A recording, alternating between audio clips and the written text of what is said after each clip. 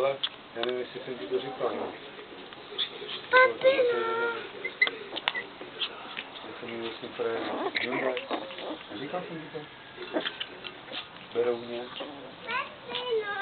Jsem psal na Hyundai, já jsem ho očumoval.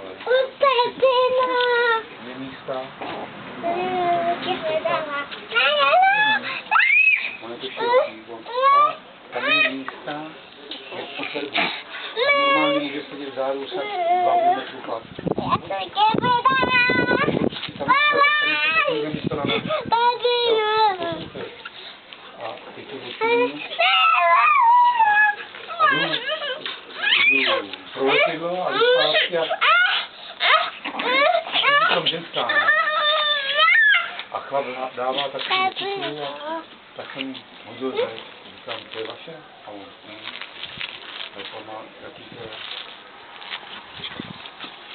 Já pán opravdu, kolik to pak, ono to ale papá,